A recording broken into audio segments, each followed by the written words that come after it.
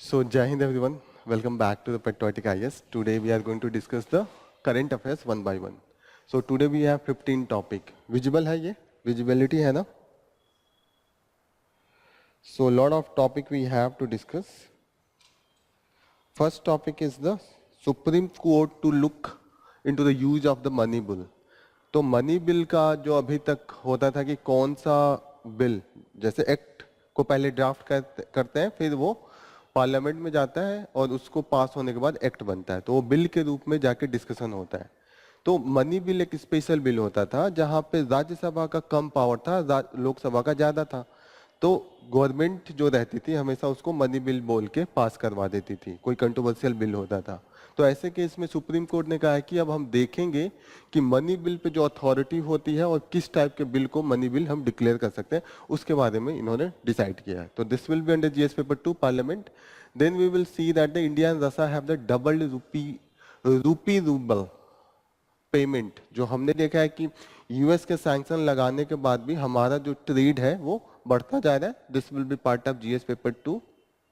Okay, international relation. After that we will discuss that the Tamil Nadu government to hold all party meet to the Kaveri dispute. तो हम देखते हैं कि river को लेके हमेशा जो स्टेट्स होता है कि उसके वाटर को किसको कितना देना है, इस बात पे हमेशा डिस्प्यूट रहता है और हमेशा लड़ाई होती है कि हमको कम पानी मिल रहा है। तो सेंटर स्टेट जो इंटर स्टेट का डिस्प्यूट है, सेंटर से थोड़ी लड़ रहा है, वो तो कर्नाटका तमिलनाडु आपस में लड़ रहा है, तो ये इंटर स्टेट डिस्प्यूट का पार्ट है। ओके, तो हमारे पास स्पेशल ऑलरेडी आर्टिकल है, आर्टिकल 262। उसके अंडर में जो गवर्नमेंट है, यूनियन गवर्नमेंट के पास पावर है कि वो अलग से ट्रिब्यूनल एंड कमिटी बैठा सकती है। सुप्रीम कोर्ट को इसमें जाने से रोका गया है, लेकिन फिर भी सुप्रीम कोर्ट जाती है स्पेशल लीव पिटीशन के थ्रू। आर्टिकल आई थिंक 136 है for the special leave petition. Okay, then we will study this to stealth free jet.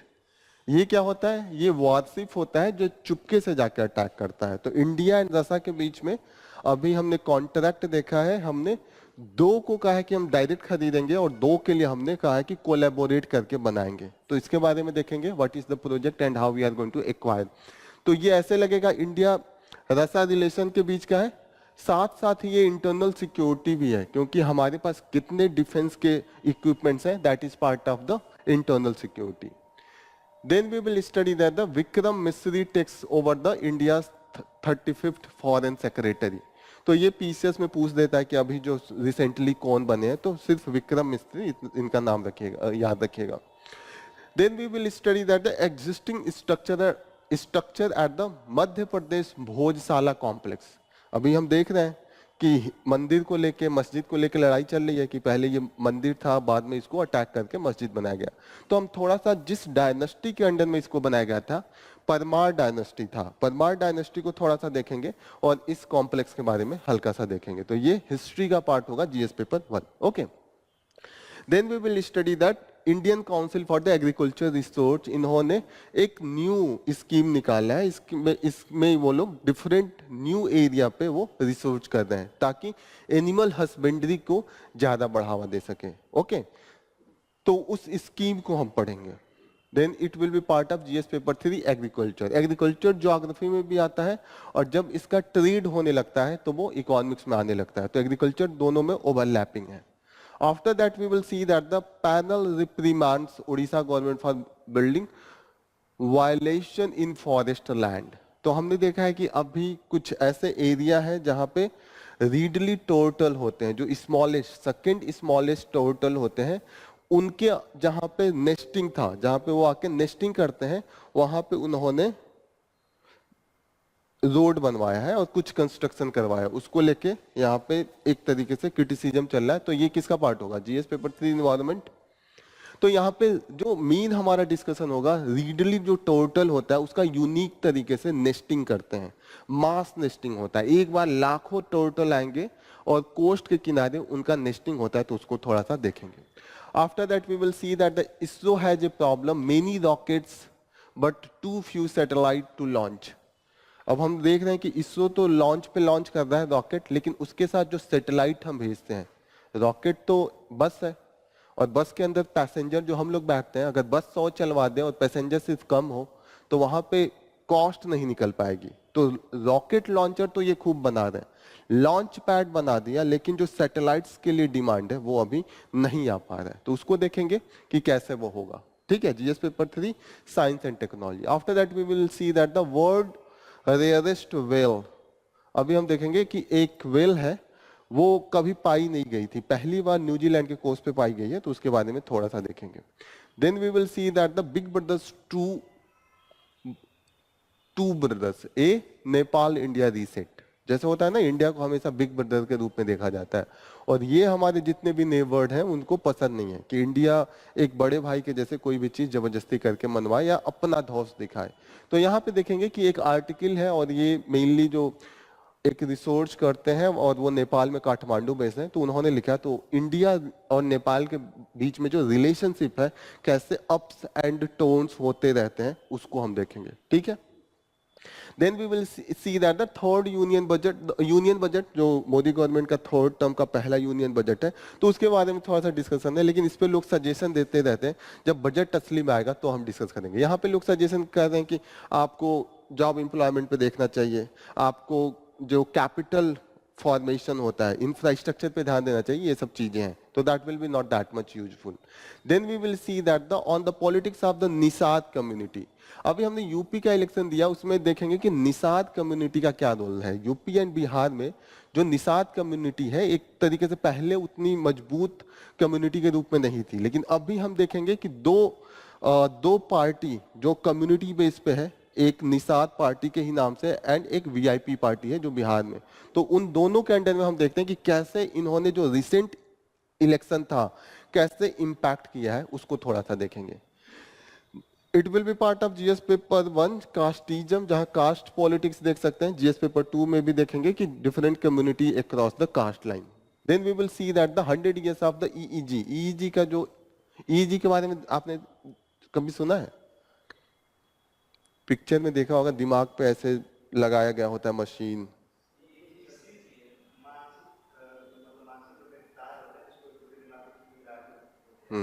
ECG तो हार्ट के लिए होता है, वो अलग है, ईईजी अलग है, ये ब्रेन के लिए होता है। ओके, न्यूरल जो होते हैं उससे देखते हैं कि जो हमारा एक्टिविटीज है माइंड में वो कितना एक्टिव है। तो इसका बेसिक्स देखेंगे व्हाट इज दिस।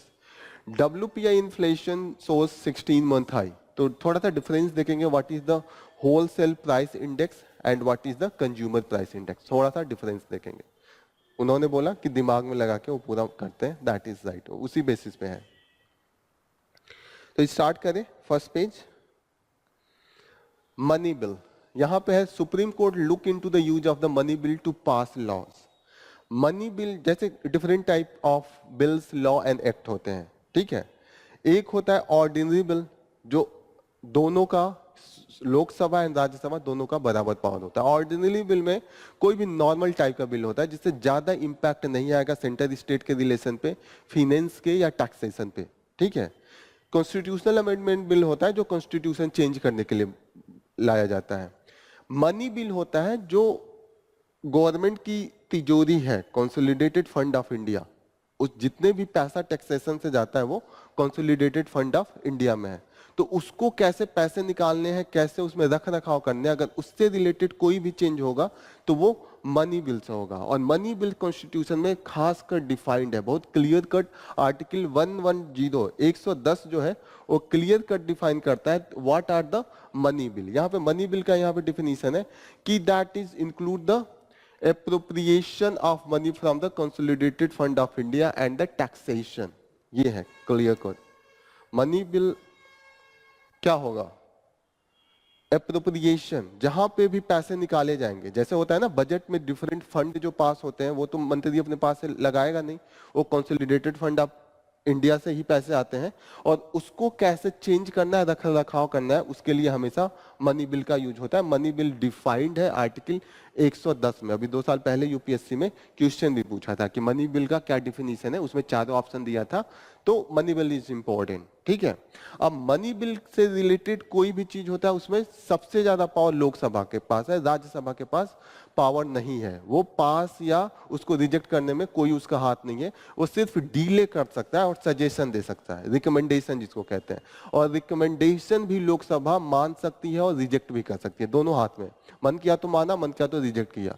तो ऐसे में देखा जाता है कि जब भी किसी पार्टी के पास जो पावर में होती है, लोकसभा में मेजॉरिटी है लेकिन राज्यसभा में मेजॉरिटी नहीं है, तो मैक्सिमम बिल को वो कोशिश करते हैं कि मनी बिल बना दिया जाए और मनी बिल बना के पास किया जाए। मनी बिल का जो रिकॉग्निशन है, ऐसे तो मनी बिल, अगर कोई भी बिल को आप मनी बिल बना के पास करेंगे तो एक आदमी होना चाहिए ना जो देख के कहे कि हाँ ये मनी बिल है कि नहीं है। तो ये पावर स्पीकर के हाथ में दिया गया है, और स्पीकर हमेशा जो पार्टी पावर में होती है उसी का होता है। और हमेशा देखा गया है कि अभी वो नहीं रहा है ट्रेंड की बहुत इम्पार्शियल हो, वो बायस ही होते हैं। अगर गवर्नमेंट कह दिया मनी बिल है तो वो मनी बिल करके पास करा देंगे। तो इस पे काफी लड़ाई चल रही थी, केस था।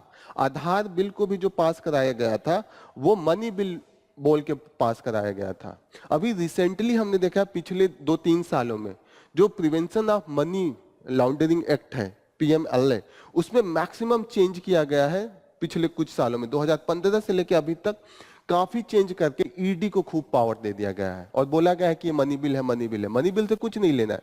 मनी बिल अगर देखा जाए तो हर बिल मनी बिल हो जाएगा, कहीं ना कहीं पैसा निकल के किसी भी काम के लिए कंसोलिडेटेड फंड ऑफ इंडिया से आएगा, लेकिन कहीं ना कहीं उसके रख रखाव को डायरेक्ट इम्पैक्ट हो तब मनी बिल माना जाता है। नॉर्मल ऐसे नहीं दिखा दिया जाएगा कि यहाँ पे रोड बनवाने के लिए पैसा निकालने का है, ये कंसोलिडेटेड फंड ऑफ इंडिया से ही निकाल के आएगा।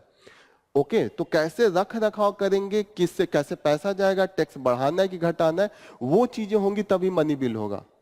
तो ऐसे हम देखेंगे कि कई ऐसे बिल हैं, जैसे जो हमारा आधार कार्ड हमने आधार को के लिए मैंडेटरी लाया था ना, वो मनी बिल करके ही पास कराया था। उसका काफी विरोध चल रहा था, तो सुप्रीम कोर्ट में भी ये केस गया था। और वहां पे जो अभी चीफ जस्टिस ऑफ इंडिया है चंद्रचूड़, जस्टिस चंद्रचूड़, उन्होंने विरोध किया था उसका, निगेट उन्होंने एक तरीके से काफी निगेटिव में इसके लिए दिया था कि जो आधार को आपने मनी बिल डिक्लेयर किया है, कहीं ना कहीं ये डेमोक्रेसी का एक तरीके से मर्डर है। आपने जिस तरीके से करा, कहीं ना कहीं आप पार्लियामेंट्री पूरी फंक्शन को हटा दिया, ठीक है। तो इसको लेके सुप्रीम कोर्ट ने कई केस आए थे, जैसे आधार केस में भी यही डिसीजन चल रहा था कि स्पीकर अगर साइन करके सर्टिफिकेट दे देता है मनी बिल तो फाइनल होगा क्या? अगर फाइनल है, नहीं फाइनल है तो कौन चेक करेगा? तो कहीं ना कहीं अब इस पे एक चीफ जस्टिस ऑफ इंडिया ने एक नया बेंच बैठाया है, 7 जजों का बेंच, और वो डिसाइड करेगा कि अब कैसे डिसीजन लेंगे। जो स्पीकर्स का डिसीजन होगा वो फाइनल होगा कि नहीं। तो क्या क्या क्वेश्चन है अभी कि स्पीकर का जो डिसीजन है वो फाइनल होगा कि नहीं, दिस इज द फाइनल और नॉट, ठीक है। और जहां तक की बात है कि जब वेदर की बात, जो हम आधार की बात करें, आधार जब पास हुआ था 2016 में, इस पे भी बहसबाजी चल रही थी कि ये सर्टिफाइड जो किया गया है वो सही है कि नहीं मनी बिल के अंदर, ठीक है। तो चीजें क्लियर हो रही हैं।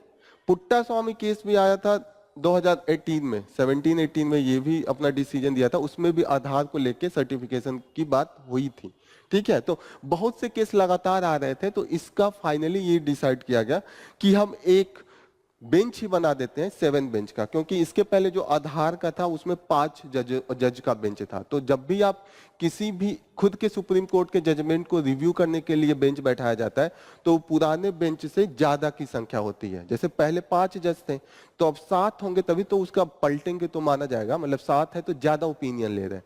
तो कभी भी रिव्यू जो डिसीजन होता है किसी भी जजमेंट पे जो ऑलरेडी है, उसके रिव्यू के लिए हमेशा उससे ज्यादा नंबर ऑफ जजेज होंगे, बेंच बड़ा होगा। समझ में आ रही है ये चीजें।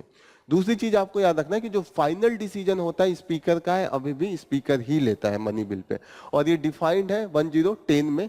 एंड डिफरेंट एक्ट जो मनी बिल होगा उसमें जो राज्यसभा एंड लोकसभा का अलग अलग पावर है into the passing of the this type of the act. ये क्लियर है? ये सब चीजें यहाँ से आपके लिए जानने के लिए जरूरी है। ओके, एक इंपॉर्टेंट डिसीजन और भी था, Rojer Mathew versus South of India bank limited. इसमें भी मनी बिल को लेकर सुप्रीम कोर्ट ने डिस्कशन किया था, और इसमें भी यही कहा था कि जो स्पीकर का है वो फाइनल होगा। लेकिन अब डिस्कशन, अब मुझे लग रहा है कि चीजें बदलेंगी, क्योंकि मनी बिल का बहुत मिसयूज हुआ है, कंटिन्यूअसली मिसयूज हुआ है। सिंपल जहां पे बिल लग रहा था कि पास नहीं हो पाएगा राज्यसभा में, जो पार्टी इन द पावर थी वो मनी बिल बोल के पास कराई है। तो इसको लेके इतना मिसयूज हुआ कि अब ऐसा कंडीशन आ गया है कि सुप्रीम कोर्ट इस पर कोई ना कोई डिसीजन देगी। ओके,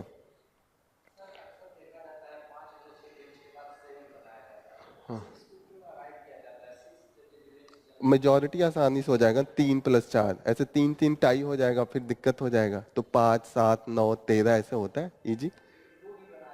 हाँ, 2 तो मिनिमम है, 2 तो नॉर्मल ऐसे जो जजमेंट होता है। तो जब भी कॉन्स्टिट्यूशनल बेंच बनेगा तो मुझे लगता है उसमें हमेशा ऑड नंबर ही रखा जाएगा। सिंपल यही रीजन है कि इजीली वोटिंग हो जाएगा, टाई नहीं होगा। ठीक है, एक एक बनाने के पास तो काफी दिक्कत होगा।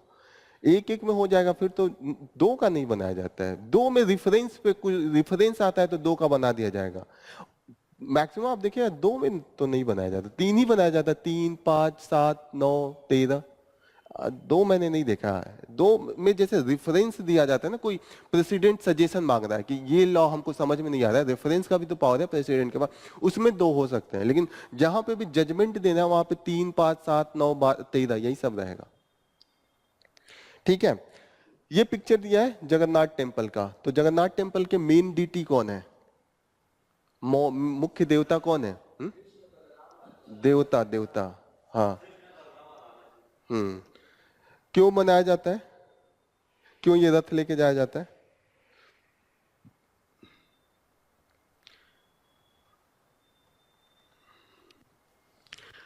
ये मेनली अगर हिस्ट्री पूछूं तो इसका किसने बनवाया था, एक दिन मैंने डिस्कस किया था ये चीजें। गंगा डायनेस्टी से बना था। गंगा डायनेस्टी, उड़ीसा की जो गंगा डायनेस्टी थी, और मेन इसके जो अनंत वर्मन चोड गंगा थे। ठीक है, तो वहां पे stone Ganga dynasty, this is the, ऐसा माना जाता है कि ये पहले से ही था। लेकिन इन्होंने जो मेन अभी जो कंस्ट्रक्शन है ये है। सबसे ज्यादा खासियत इस टेम्पल का है कि नॉर्मल आप किसी टेम्पल में जाएंगे तो स्टैचू या तो किसी मेटल का होता है या पत्थर का होता है, इसमें जो है वो लकड़ी का है। तो this is the unique thing. और सेम जो लकड़ी का बना होता है उसको चेंज कर दिया जाता है after the period of I think 12 और 19 ईयर्स। तो उसमें सेम रेप्लिका को चेंज कर दिया जाता है। ओके, डिफरेंट इंस्क्रिप्शन है। जैसे वन इंस्क्रिप्शन जहां पे इसका मिलता है तो 1934 के आसपास, 1134 के आसपास इसको बनाया गया था। ठीक है, ये है रथ। रथ तीनों का अलग अलग है। ठीक है, जगन्नाथ, बलभद्र एंड सुभद्रा, ये इनके भाई और ये इनकी सिस्टर माने जाते हैं। ठीक है, ये चीज है और इनका अलग अलग नाम है। इसका एक चीज बहुत खास है, इसकी जो एक प्रसाद है, प्रसाद जो बनता है that is the name of Prasad is the, I think यहाँ पे पोडा पिट्ठा। पोडा पिट्ठा जैसे एक तरीके से ये घी डाल के जो आटा को गूंथ के उसको फ्राई किया जाता है, छान के फिर उसको कट करते हैं, यहाँ पे दिखाया हुआ। ठीक है, तो ये है इसका मेन है। जब इसको, जब ये रथ घुमाया जाता है तो वहां पे इन तीनों की स्टैचू को लेके दूसरे मंदिर में लेके जाते हैं और वहां पे 7 डेज के लिए उनको स्टे कराया जाता है, फिर वापस लेके आया जाता है। तो रास्ते में यहाँ पे एक मौसी माँ का टेम्पल है, वहां पे रोका जाता है और ये प्रसाद वहां पे सबको बांटा जाता है। तो ये यहाँ की ये खासियत है। और ये पोडा पिट्ठा ये याद रखिएगा। ओके, जो इनको ले जाके रुकने के लिए रखा जाता है उस टेम्पल का नाम है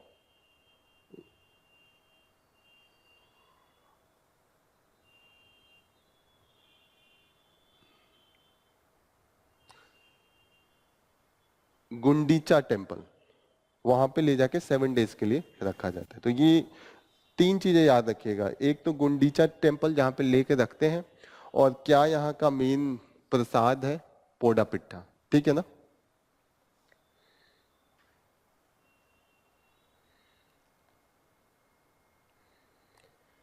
next news, will the union shift the education to the state list, ask Stalin. तो जो एजुकेशन था पहले स्टेट लिस्ट में था, इमरजेंसी के टाइम पे इसको कंकरेंट लिस्ट में डाल दिया गया था। अब हमेशा डिस्कशन रहता है कि वो स्टेट का टॉपिक होना चाहिए, क्योंकि मेनली जो एजुकेशन है वो स्टेट के पास आता है, क्योंकि different regional language and different other language इसमें यूज होता है। ठीक है ना? तो एजुकेशन का फिर डिमांड हो रहा है, जैसे कह रहे हैं कि इमरजेंसी में ये किया वो किया, तो वही स्टालिन ने पूछा है कि इमरजेंसी में इतना बुरा किया तो एक काम और किया था, एजुकेशन को उठा के स्टेट से कॉन्करेंट लिस्ट में डाला था, तो आप लोग इतने ही सही हैं तो वापस कर दीजिए स्टेट लिस्ट में। अब अगर आपको लग रहा है कि इमरजेंसी इतना खराब था, सब कुछ गलत हुआ, तो एक काम और भी हुआ था कि इमरजेंसी के टाइम पे ही एजुकेशन को हमने कॉन्करेंट में डाला था। तो ये बात हमेशा मुद्दा चलता रहता है। इंडिया दशा का कंटिन्यूअसली जब से मोदी जी गए 8-9 जुलाई को चल रहा है। एक तो हमने पढ़ा है कि जो डिस्पाइट यूएस एंड यूरोप ने कंटिन्यूअसली सैंक्शन रखा था, नॉर्मल हमें लगेगा कि रसा का हालत बहुत खराब हो गया था। रसा का है हालत खराब, लेकिन देखा जाए तो कहीं ना कहीं बैलेंस हो गया चाइना से, इंडिया से। जैसे इंडिया को ही लेके देखिए, इनमें जो ट्रांजेक्शन हुआ है वो डबल हुआ है, और जो हमारा ट्रेड का एम बना रहे हैं वो कहीं ना कहीं 2030 तक $100 बिलियन का हम ट्रेड टारगेट रख रहे हैं। तो ये रिसेंट डेवलपमेंट है, तो इसको आप याद रखिएगा, ठीक है। कावेरी डिस्प्यूट हमेशा होता रहता है। कावेरी को लेके है कि दो मेजर स्टेट हैं, एक हो गया कर्नाटका ऊपर है, कर्नाटका से नदी बह के आती है कावेरी, और तमिलनाडु से होते हुए वो बे ऑफ बंगाल में जाके मिल जाती है, ठीक है। अब दिक्कत ये है कि जो ये इसके लिए डिस्प्यूट जो है इसलिए है क्योंकि एग्रीमेंट, जो वाटर शेयरिंग का एग्रीमेंट है, वो अंग्रेजों के जमाने का है, और उस समय जो अंग्रेज थे वो मद्रास को डायरेक्ट रूल कर रहे थे, और जो कर्नाटका था उस समय मैसूरू स्टेट था, मैसूर स्टेट, और वो प्रिंसली स्टेट था। तो उसके पास वो अंडर सोवर्निटी था, मतलब ब्रिटिश के सोवर्निटी मान के वो उनके अंडर में काम कर रहा था। तो ब्रिटिश जहां पे डायरेक्ट रूल कर रहे थे वहां पे हमेशा फेवर में एग्रीमेंट बनता था। मद्रास डायरेक्ट इनके अंडर में था, तो मद्रास को इन्होंने, डिस्पाइट कर्नाटका ऊपर है तो उसको ज्यादा पानी मिलना चाहिए ना, लेकिन due to the British rule, British dominant थे, तो उन्होंने मद्रास को ज्यादा पानी दिया था, और वही एग्रीमेंट कंटिन्यू चल रहा है। अब कर्नाटका को हमेशा खलेगा ना भाई कि नदी मेरे वहां से जा रही है, मेरे से दुगुना पानी तमिलनाडु को मिल रहा है, तो वो हमेशा जाता है ट्रिब्यूनल में इस चीज को झगड़ा लेके कि जो भी, अब डेथ किसी लिए भी हो रहा है, फार्मर्स का ड्रॉट किसी लिए भी आ रहा है, वो मुद्दा होता है ना दूसरे पे थोपने वाला। अगर कुछ आपका घाटा लग जाता है या कुछ आप गलत करते हैं तो हमेशा आप दूसरे पे इल्जाम लगा देते हैं। तो तमिलनाडु में कभी भी फार्मर्स डिस्ट्रेस आता है तो हमेशा इल्जाम कर्नाटका के पानी को लेके आता है कि ये पानी नहीं दे रहे, और हमेशा चीजों को डाइवर्ट कर दिया जाता है। तो जब भी अप्रैल मई जून का महीना आता है तो ये मुद्दा उठने लगता है, और ये मुद्दा हमेशा रहता है। तो कावेरी को लेके ट्रिब्यूनल बनाया गया था 1991 में, 1990 में बनाया था, 1991 में इनका जजमेंट आया था। थोड़ा सा देख लेते हैं इसको लेके। 1990 में इन्होंने ट्रिब्यूनल बनाया था। मेन जो एग्रीमेंट था 1892 और 1824 में एग्रीमेंट हुआ था अंग्रेजों के जमाने में। फिर इसको डिस्प्यूट को लेके 1990 में इन्होंने एक ट्रिब्यूनल बनाया था। आर्टिकल 262 है, वो यूनियन गवर्नमेंट को पावर देती है कि जब भी वाटर डिस्प्यूट हो तो उसका जो डिसीजन होगा वो ट्रिब्यूनल देगा, और वो यूनियन गवर्नमेंट कॉन्स्टिट्यूट कर सकती है। ट्रिब्यूनल का मतलब क्वासी जुडिशियल बॉडी होता है। जज जुडिशरी के कोर्ट के जैसे पावर होगा, लेकिन उसको अस्थायी रूप से बनाया जाता है कि किसी मुद्दे को लेके आप जजमेंट दे दीजिए, फिर आपको हटा दिया जाएगा। होता है ना कि ये बड़ा मुद्दा है तो अलग से एक छोटा सा कोर्ट बना ले, 4-5 लोगों को जज और उसमें एक्सपर्ट रखे जाते हैं। ट्रिब्यूनल का ये फायदा होता है कि जैसे कोर्ट में केवल जुडिशरी रहेगी, जजेस रहेंगे, लेकिन ट्रिब्यूनल में हम एक्सपर्ट को भी रख सकते हैं, जो इंजीनियर हो, मैकेनिकल इंजीनियर, सिविल इंजीनियर, जो डैम से रिलेटेड है। तो एक तरीके का उसमें एक्सपर्ट, जो अदर एक्सपर्ट होते हैं जुडिशरी को छोड़ के, उनको भी रखा जाता है। तो इसीलिए इसको क्वासी जुडिशियल बोला जाता है। क्वासी का मतलब नहीं, टेम्पोररी जजमेंट तो इंटरिम जजमेंट होता है जो राहत के लिए दिया जाता है। ट्रिब्यूनल जो होता है, ट्रिब्यूनल का आप जाके अपील कर सकते हैं हाई कोर्ट, सुप्रीम कोर्ट में, लेकिन उनका जो जजमेंट होता है फाइनल होता है। ऐसा नहीं होता है कि वो बदलेगा तब जब हाई कोर्ट चीजें बदलेगी, उनका फाइनल होता है। जैसे आप डिस्ट्रिक्ट कोर्ट में भी जमीन की लड़ाई होती है तो आप जाते हैं तो उसका भी फाइनल होता है, लेकिन आप अपील ऊपर कर सकते हैं, लेकिन वो टेम्पोररी नहीं होता, उनका फाइनल डिसीजन जो होगा वो मानना पड़ेगा। आर यू गेटिंग ना? क्वासी इसलिए बोलते हैं कि सारे जजेज नहीं होते हैं, उसमें एक्सपोर्ट भी डाले जा सकते हैं, इसीलिए ट्रिब्यूनल बनाया जाता है। और आर्टिकल 262 है, वो कहता है कि इसमें जुडिशरी इंटरफेयर नहीं करेगा, क्योंकि ये थोड़ा पॉलिटिकल भी मैटर होता है, एग्रीमेंट पे भी आधारित होती है, तो जुडिशरी इतना चीजों को हैंडल नहीं कर पाएगी, इसीलिए माना जाता है कि यूनियन गवर्नमेंट कर देगी। इसीलिए आर्टिकल 262 अलग से दिया गया है स्पेशल इसी के लिए, और साफ साफ बोला गया है कि इसमें जुडिशरी नहीं इंटरवीन करेगी। लेकिन आप देखिएगा फिर भी सुप्रीम कोर्ट में लोग जाते हैं और सुप्रीम कोर्ट इसमें अपना स्पेशल पावर लगाता है, तब इसको एक्सेप्ट करता है। आर्टिकल 136 जो है वो स्पेशल लीव पिटीशन है, मतलब सुप्रीम कोर्ट को स्पेशल पावर देता है कि कोई चीज अगर लगे सुप्रीम कोर्ट को कि ये मुझे लेके अपने अंडर में इस पे जजमेंट देना चाहिए, तो वो अपने ही डिस्क्रिशन से दे सकती है। चीजें क्लियर है? ये क्लियर, देखिए कंफ्यूजन हो सकता है। 262 जो वाटर डिस्प्यूट है उसके लिए सुप्रीम कोर्ट को मना किया है, लेकिन सुप्रीम कोर्ट में फिर भी जाता है जजमेंट। सुप्रीम कोर्ट डायरेक्ट नहीं लेता है, जो उसका स्पेशल पावर है 136 स्पेशल लीव पिटीशन, उसमें डिफाइन नहीं किया गया है। उसमें यह लिखा गया है कि सुप्रीम कोर्ट को अगर कभी लगे कि कोई मैटर है जो उसको लेना चाहिए, उसको अपने अंडर में लेना चाहिए, तो वो लेता है। एक बार मैं दिखा देता हूं दोनों आर्टिकल, तो आपको और क्लियर होगा। अच्छा, आप लोगों के पास अभी कॉन्स्टिट्यूशन वाला नहीं लिया ना, जो बेयर एक्ट है? मैं लिंक आज ढूंढ रहा था, तो उस पर मुझे 3-4 बुक दिखे, तो मैं उसका थोड़ा रिव्यू पढ़ता हूँ किसका सही है। मैं हमेशा सॉफ्ट कॉपी, हार्ड कॉपी कभी लिया नहीं हूँ, तो उसके लिए 1-2 लोगों से और पूछता हूँ कि कौन अच्छा है। आज मैं अमेजन पे खोल के देख रहा था। 262 ये बोलता है कि पार्लियामेंट में by law provide for the adjudication of any dispute और the complaint with respect to the use, distribution और द कंट्रोल ऑफ वाटर और in any interstate river और रिवर वैली। ठीक है, यहाँ पे साफ साफ दूसरे में देखिएगा, यहाँ पे कहा है कि neither supreme court nor any other court shall exercise jurisdiction with respect to the any of dispute complaint as referred to the clause 1। मतलब यहाँ पे जो मना किया गया है, ये लोग कोई भी जुडिशरी इंटरफेयर नहीं करेगी, साफ साफ मना है। लेकिन क्वेश्चन आता है, फिर भी आप देखेंगे कि सुप्रीम कोर्ट का जजमेंट आता है वाटर डिस्प्यूट पे। क्यों आता है? क्योंकि सुप्रीम कोर्ट के पास एक स्पेशल पावर है 126 के अंडर में, जिसको स्पेशल लीव पिटीशन कहते हैं, 136 के अंडर में, सॉरी।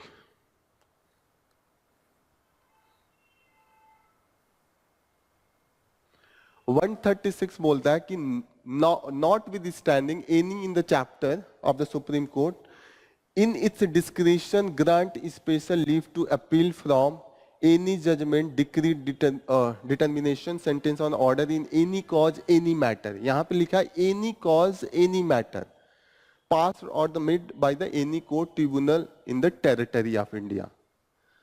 तो यहां पे जब यूनियन गवर्नमेंट ट्रिब्यूनल बनाएगी और उसके लिए पास करना है, तो यहां लिख दिया ना एनी कॉज एनी मैटर, और यहां पे लिखा है कि डिस्क्रिशन है, मतलब अपने मर्जी से लेगा। डिस्क्रिशन का मतलब होता है कि मन मर्जी। क्लियर हो रही है चीज? साफ वहां पे मना किया है, लेकिन फिर भी जजमेंट इसलिए आता है क्योंकि सुप्रीम कोर्ट के पास स्पेशल पावर है, वो अपने मन मर्जी से कोर्ट से केस को ले सकता है या कोई भी ट्रिब्यूनल से केस को ले सकता है। क्लियर है ना? इसीलिए ये बहुत ये आर्टिकल 136 सुप्रीम कोर्ट को, सुप्रीम कोर्ट ऑफ इंडिया को दुनिया का सबसे स्ट्रांग कोर्ट भी बना देता है, क्योंकि इस आर्टिकल के अंडर में ऐसा पावर दे दिया है कि ये कोई भी चीजों को अपने अंडर में लेके जजमेंट सुना सकती है। ठीक है, एक बार ये देख लेते हैं जो कैसे फ्लो होता है। ये कावेरी यहाँ से निकल के आता है, थोड़ा पार्ट केरला में भी है, मैक्सिमम कर्नाटका में, फिर यहाँ पे जाके पुडुचेरी में थोड़ा बहुत कभी कभी टच होता है। पुडुचेरी छोटा छोटा इनक्लेव है, ओके, वो कोई स्टेट नहीं है, छोटा छोटा पार्ट है, कई जगहों पे बिखरा है। तमिलनाडु के अंदर भी हल्का सा यहाँ पे जाता है, माइन्यूट है, मैक्सिमम इन्हीं दो के बीच में। और जजमेंट इसलिए लड़ाई है क्योंकि जजमेंट तमिलनाडु के फेवर में है और ये जजमेंट ब्रिटिश टाइम का है, एग्रीमेंट ब्रिटिश टाइम का, ये मेन मुद्दा है। चीजें क्लियर हो रही हैं? और ये हमेशा ये इसीलिए मुद्दा रहता है। Next news that is the 2 stealth frigate. Frigates क्या होता है? वारशिप होता है, लेकिन इसमें स्पेशल टेक्नोलॉजी होती है कि ये अगर कहीं से गुजरेगा तो आवाज नहीं आएगी। उसके जो इमिशंस होते हैं, जैसे होता है ना नॉर्मल बस निकलेगा तो आवाज आती है, बस से उसके इंजन से धुआं निकलता है, गर्मी बढ़ती है।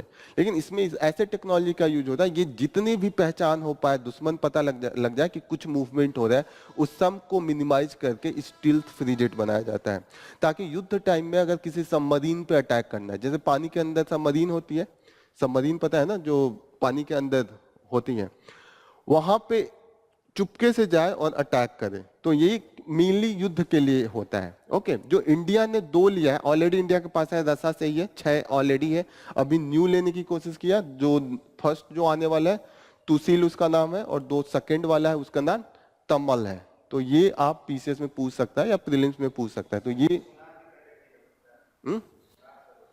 सोनार, वही तो रडार सोनार जितनी भी ये सब चीजें होती है, मैं इसका एक जगह दिया भी है कि क्या क्या चीजें इसके अंडर में नहीं कर पाएगा। ये सबमरीन नहीं है, ये वारशिप है, शिप है, ऊपर रहेगा, ये अंदर नहीं जाएगा। लेकिन इसको यूज सबमरीन के अटैक में भी होता है, सबमरीन पे ये अटैक करता है, इसमें मिसाइल विसाइल सब लगा रहेगा। ये है जैसे जो हमने खरीदा है उसका ये एक ये है, ये ऊपर ही रहेगा। ओके, इसमें जो आप कह रहे हैं ना कि किसी भी चीज का, जैसे रडार या सोनार हो, किसी भी चीज का इंपैक्ट नहीं पड़ेगा, ठीक है। दूसरी चीज है कि एमिशन या सिग्नेचर मैनेजमेंट, जो भी एमिशन है, जैसे कि अगर धुआं भी निकल रहा है तो कोशिश होता है कि उसको अंदर ही कैप्चर करके रख लिया जाए, वो बाहर ना जाए। तीसरी चीज होती है कि जितने भी थर्मल सिग्नेचर होते हैं या साउंड जो भी होता है उसको भी मिनिमाइज किया जाता है। मैक्सिमम चीजें जहां से भी डिटेक्शन, इसीलिए तो इसका नाम है स्टील्थ। स्टील्थ मींस होता है चुपके से, जैसे होता है ना कभी आपकी किसी से लड़ाई होती है, चुपके से मारना होता है, तो आप चुपके से छुपते हैं, एकदम पैर धीरे धीरे आगे जाते हैं, होता है ना कि वो देख न ले। तो ये स्टील्थ का मतलब यही होता है कि वो चुपके से जाएगा, पता भी नहीं चलेगा, अटैक करके फिर वापस आ जाएगा। This is the main thing. Okay, ये 2 नाम आप याद कर लीजिएगा, ये चीजें इंपॉर्टेंट है। तुसील एंड तमल इसका नाम है। जो अभी है 4 का है, 4 में 2 हम उनसे डायरेक्ट खरीदेंगे, 2 को हम कोलैबोरेशन करके बनाएंगे। जो कोलैबोरेशन में इंडिया का कंपनी होगा वो गोवा शिपयार्ड लिमिटेड है। ओके, क्लियर, इतना ही काफी है इसमें। विक्रम मिश्री, इनको फॉरेन सेक्रेटरी बनाया गया है। अभी इनके पहले फॉरेन सेक्रेटरी के पहले ये नेशनल सिक्योरिटी एडवाइजर थे, प्राइम मिनिस्टर के डिप्यूटी। नेशनल सिक्योरिटी एडवाइजर तो अजीत डोवाल थे, ये डिप्यूटी नेशनल सिक्योरिटी एडवाइजर थे। उसके पहले ये चाइना में भी रह सकते हैं, जब गलवान वैली का मैटर चल रहा था, जहां पे Indian army and Chinese army एक दूसरे से लड़ रही थी, तो उस समय ये चाइना में एम्बेसडर थे, और इनका अच्छा खासा एक्सपीरियंस म्यांमार में भी है। क्लियर, ये नॉर्मल चीज है, पीसेस के लिए ही बस इंपॉर्टेंट है। अब देखिए लड़ाई चल रहा है काशी में, मथुरा में, ठीक है, अयोध्या में हो चुका है। अब लड़ाई यहाँ पे चली गई है मध्य प्रदेश के धार में, ठीक है। अब धार में भोजशाला कॉम्प्लेक्स है, वहां पे एक टेम्पल थी। अब टेम्पल पे ये देखा गया है कि अभी जो रिपोर्ट भी आई है, जो आर्कियोलॉजिकल सर्वे ऑफ इंडिया है, उन्होंने कहा है कि ऐसा सिग्नेचर मिलता है कि वहां पे पहले टेम्पल रहा होगा, क्योंकि डिफेसिंग हो गई है, म्यूटिलिएटेड है। ऐसा है जैसे आप कोई वहां पे मूर्ति हो और उसको अगर आप प्लेन करें तो कुछ ना कुछ रहेगा ना, हाथ 4 निकले हैं, पैर निकला है, तो कुछ ना कुछ सिग्नेचर है। तो ये सब चीजें हैं, ठीक है। इंपॉर्टेंट चीज ये इसमें जानना है कि इसकी हिस्ट्री क्या है। अभी तो मास्क है, मंदिर रहती तब थोड़ी लड़ाई होती है, मास्क है तभी तो लड़ाई है। मास्क को ही तो मंदिर बनाने के लिए लड़ाई मेन चल रही है। अब मेजोरिटी माइनॉरिटी जहां पे रहेगा तो लड़ाई किस बात की रहेगी। मेजोरिटी जब माइनॉरिटी पहले कुछ किया होगा, ठीक है। तो ये मास्क जो है, उसके पहले टेम्पल था, और टेम्पल को किसने बनवाया था, परमार डायनेस्टी के अंडर में इसको बनाया गया था। तो एक बार हिस्ट्री देख लेते हैं परमार डायनेस्टी का।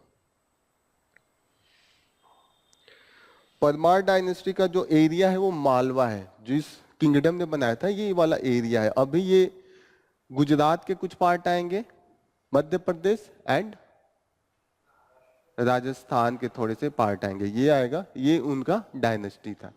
उन्हीं के जो किंग थे, इनके जो परमार किंग के जो मेन संस्थापक थे सियाका थे, 972 ईस्वी में माना जाता है इन्होंने बनवाया था, इन्हीं लोगों ने बनाया था। उस समय के जो मेन राजा थे उसका भी इस मैप में है, उनके कंटेम्पोरेरी डिफरेंट किंगडम थे, वो इस मैप में दिया गया है। एक बार आप देख लीजिएगा, जब मेडिएवल हिस्ट्री पढ़ाई जाएगी तो ये सब चीजें आपको सब पढ़ाई जाएगी। ओके, माना जाता है कि जब अलाउद्दीन खिलजी आया था उस समय उन्होंने, जब सल्तनत डायनेस्टी थी तो उस समय उस टेम्पल को कन्वर्ट कर दिया गया था इनटू द मास्क। कुछ लोगों का यह भी मानता है कि वहां पे एक पीर फकीर संत थे, पहले मंदिर था उसी के किनारे रहने लगे और उनके कॉमन भक्त थे, हिंदू भी मुस्लिम्स भी। आप देखते होंगे मजार पे हिंदू भी जाते हैं मुस्लिम भी जाते हैं, तो धीरे धीरे दोनों में था, तो धीरे धीरे उसको मॉस्क में भी कन्वर्ट किया गया था। ये सब चीजें हैं और कुछ पार्ट इसी के लिए, आधा पार्ट उसका मंदिर अभी भी था। तो इस चीज को अब है कि टोटली उसको टेम्पल में कन्वर्ट करने का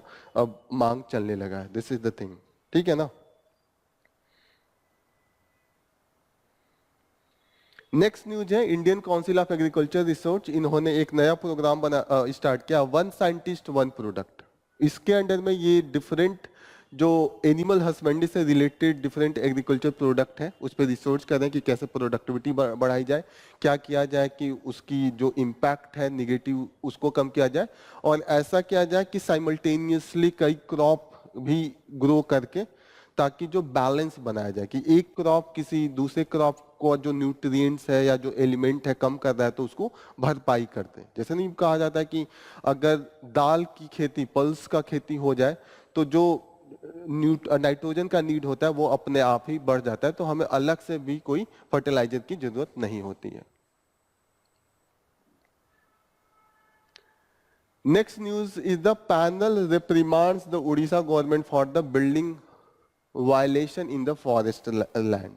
तो यहाँ पे हम देख रहे हैं कि जो एयरपोर्ट बना है वो ऐसे जगह पे बना है जहाँ पे जो रीडली टोर्टल थे वहां पे उनका मास नेस्टिंग का जगह था, और रीडली टोर्टल है वो वर्ल्ड के सबसे दूसरे छोटे टोर्टल में से आते हैं, और उनका जो सबसे ज्यादा खासियत है वो है मास नेस्टिंग। यहाँ पे एक बार दिखाता हूँ, मास नेस्टिंग में आएगा कि एक बार ये लोग झुंड बना के आते हैं और लाखों यहाँ पे एग देते हैं और उसका नेस्टिंग यहाँ पे बनाते हैं और बाद में उसका हैचिंग करते हैं। This is the thing. Okay, जो रीडली टोर्टल है वो कहाँ कहाँ पाया जाता है, वो यहाँ पे मैक्सिमम ट्रॉपिकल एरिया में आपको मिलेगा। जो दो tropic of cancer and tropic of cancer and capricorn है उसी के बीच में इनका एरिया है। ओके, ये बहुत छोटे होते हैं और ये ओलिव कलर के होते हैं, इसीलिए इनको ओलिव रीडली टोर्टल कहते हैं, क्योंकि इनके कलर के कारण। इनका जनसंख्या अभी भी बहुत ज्यादा है, ऐसा नहीं है कि ये वल्नरेबल में इसलिए आने लगे हैं क्योंकि इनका हंटिंग बहुत ज्यादा भी होने लगा है, अभी भी वो मिलियंस में, लेकिन हंटिंग ज्यादा होने के कारण इनकी जो संख्या है वो गिरावट कंटिन्यूअसली आई है। That's why they are into the vulnerable category. ठीक है, कहाँ पे, यहाँ पे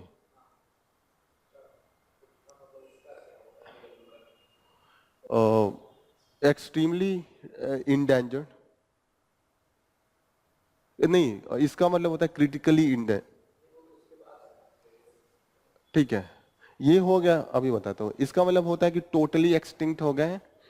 ईडब्ल्यू का मतलब होता है एक्सटिंक्ट इनटू द वाइल्ड, जंगलों में खत्म हो गए लेकिन इनको कहीं अलग से आर्टिफिशियली घर और में पाला जा रहा है, दो चार को बचा के। फिर क्रिटिकली इंडेंजर्ड, इससे कम होता है, फिर इंडेंजर्ड, फिर वल्नरेबल, एंड एनटी का मतलब होता है नॉट थ्रेटेंड, एंड एलसी का मतलब होता है लिस्ट कॉन्सोर्न। ठीक है, इस न्यूज में एक चीज और दिया हुआ है कि वाइल्ड लाइफ वार्डन है, ये इनका रोल, इनका फंक्शन जो डिफाइंड है वाइल्ड लाइफ प्रोटेक्शन एक्ट 1972 के अंडर में, जो मेन पावर दिया गया है कि कहीं पे भी डिसीजन लेने का, अगर कहीं पे भी फॉरेस्ट एरिया है या कहीं पे भी वाइल्ड लाइफ के लाइफ को थ्रेट है, वहां पे फाइनल डिसीजन जो स्टेट के वाइल्ड लाइफ वार्डन होते हैं उन्हीं के हाथ में होता है। तो ये चीज आपको पता होना चाहिए कि जो मेन फंक्शन एंड पावर है वो वाइल्ड लाइफ प्रोटेक्शन एक्ट 1972 में इनका डिफाइंड है। Wild life protection act,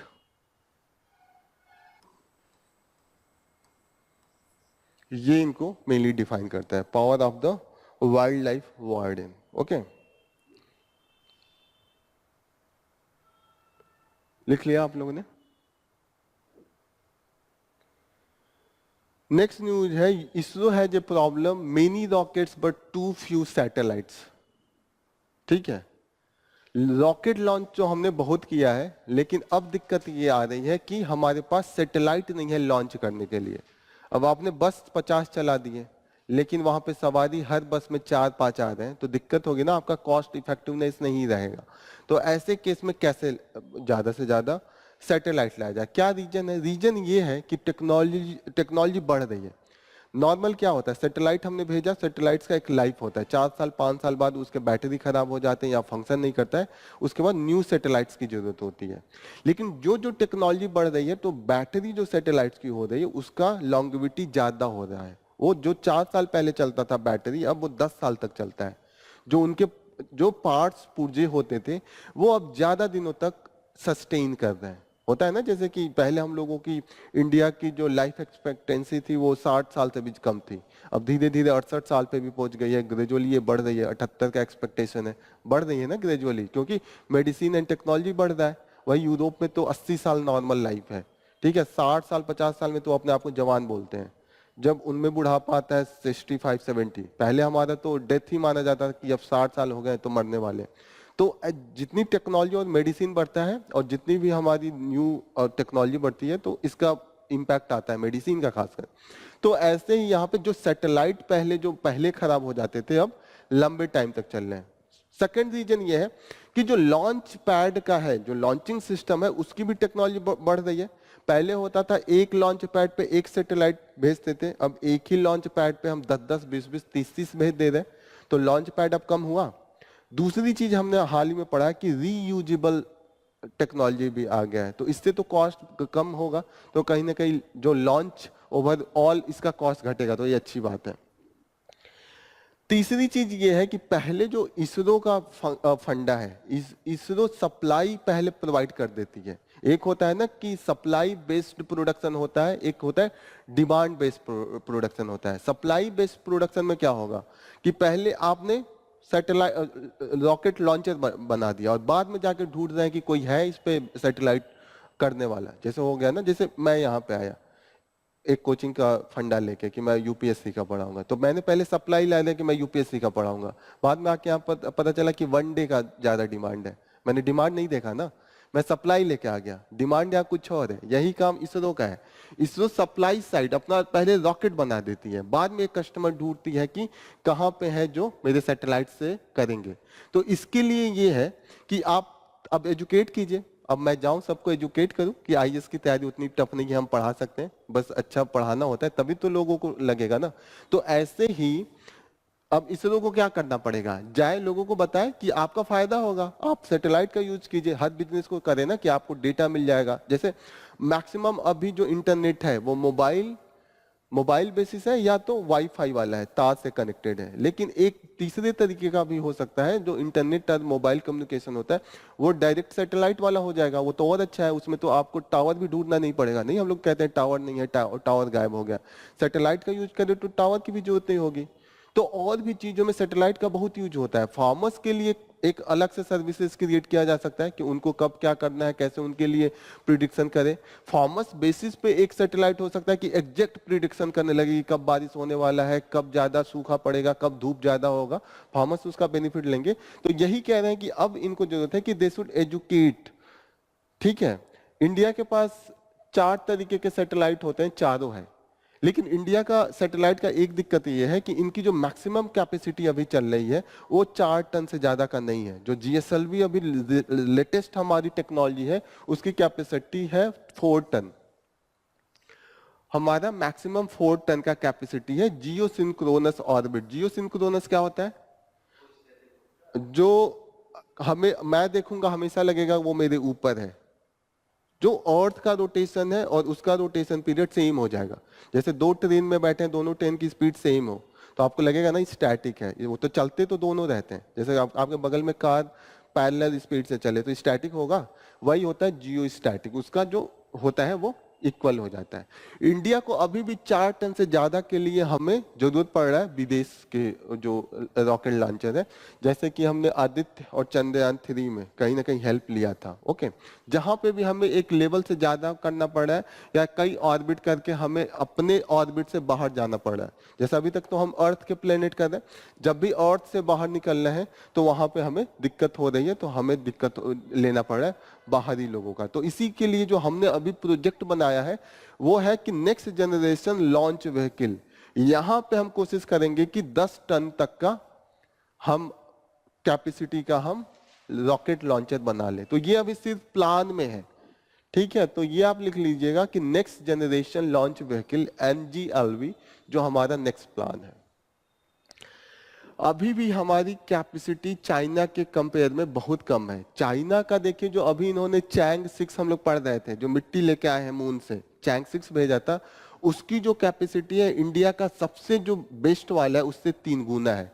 India का जितना है, जो चैंग का है, इंडिया का जो सबसे बेस्ट GSLV है उसका सिर्फ 28% है। अभी हम चाइना से 3 गुना कम है। आज गेटिंग ना कि कितने डिफरेंस है। तो ये सब चीजें हैं जिसको हम कर सकते हैं। दूसरी चीज, हमें डिमांड बढ़ाना है इसरो को, तो वो एजुकेट करे लोगों को, गवर्नमेंट के साथ भी। गवर्नमेंट का ये थॉट है ना कि प्राइवेट प्लेयर को लाए। प्राइवेट प्लेयर को अभी धीरे धीरे ला रहे हैं सैटेलाइट्स में, लेकिन दिक्कत ये है कि प्राइवेट प्लेयर चाहते हैं कि लॉन्च व्हीकल भी वही बनाए।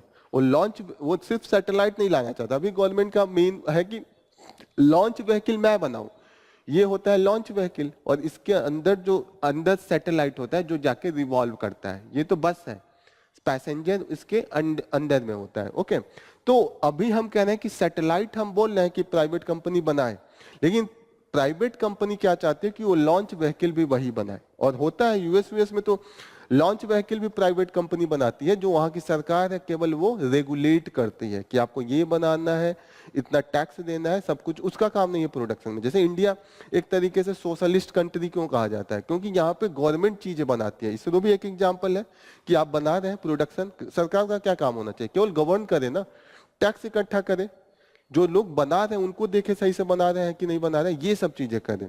लेकिन इंडिया में खुद प्रोडक्शन होता है। यूएस में ये सिस्टम नहीं। यूएस में मैक्सिमम, यहाँ तक कि जो डिफेंस के भी इक्विपमेंट्स हैं, जो उनके हथियार भी हैं, वो भी प्राइवेट ही बना रहे हैं। स्टेट केवल क्या करता है, रेगुलेट एंड गवर्नेंस करता है, और कुछ नहीं करता है। चीजें समझ में आ रही है इसरो का क्या अभी है, क्या दिक्कत आ रही है।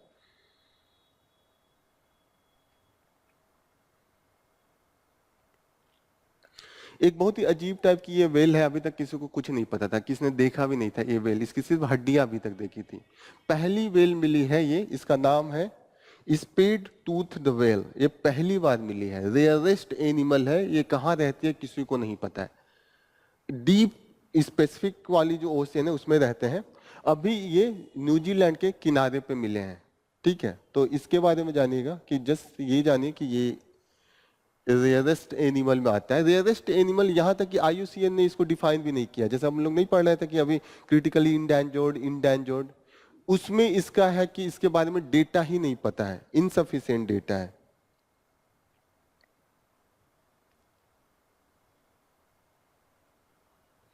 क्लियर हो गया?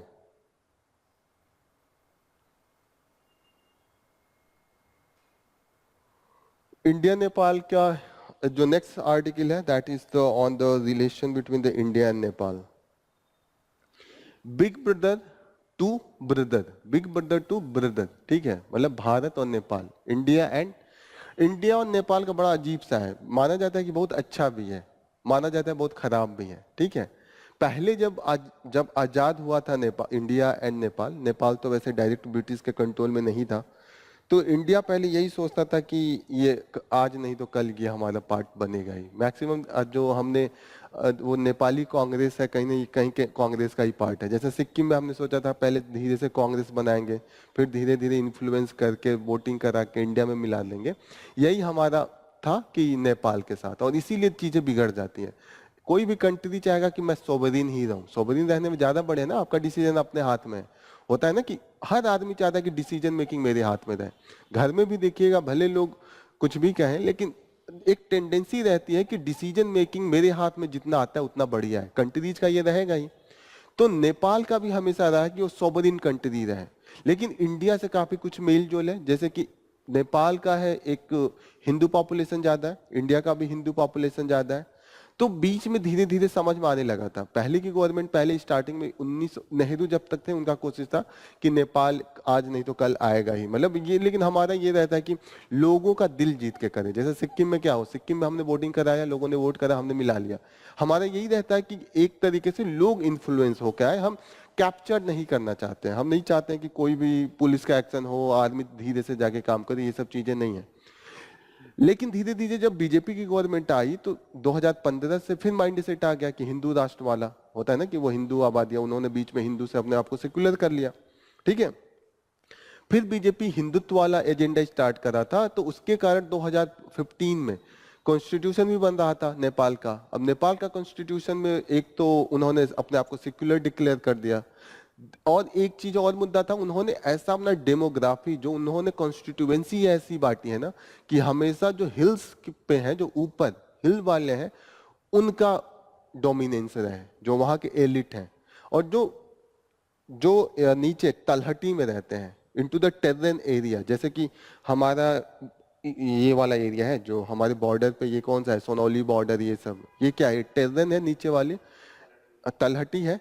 और जो इधर आप जाइएगा, इधर बिहार वाले बॉर्डर पे तो तलहटी है। तो ये बहुत क्लोज है इंडिया के, मतलब इंडिया के जैसे थोड़ा उनका लुक भी आएगा, रहन सहन भी है, और शादी वादी भी होती रहती है। इसीलिए कहा जाता है इंडिया और नेपाल का रोटी बेटी का रिश्ता है, क्योंकि लड़कियां एक दूसरे की इधर इधर भी जाती हैं और लोग कमाने भी इधर उधर आते हैं, तो काफी खास है।